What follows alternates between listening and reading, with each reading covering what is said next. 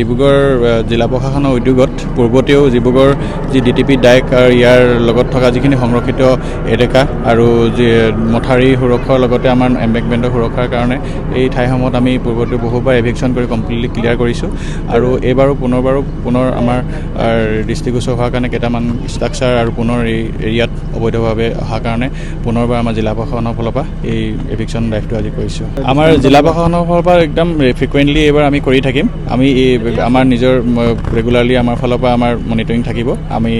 যদি আমি কোনো পধ্যেই এই অঞ্চলত আৰু কোনো ধৰণৰ যদি অবৈধ নাহে আমি তাৰ কাৰণে কঠোৰ ব্যৱস্থা হাতত ল'ম।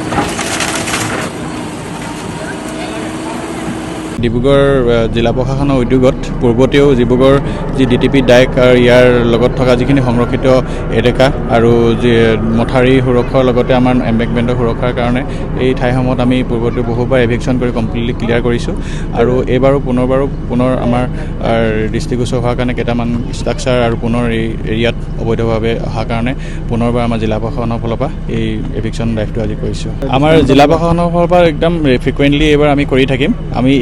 আমাৰ নিজৰ ৰেগুলাৰলি আমাৰ ফালৰ পৰা আমাৰ মনিটৰিং থাকিব। যদি আমি কোনো পধ্যেই এই অঞ্চলত আৰু কোনো ধৰণৰ যদি অবৈধ নাহে আমি তাৰ কাৰণে কঠোৰ ব্যৱস্থা হাতত ল'ম।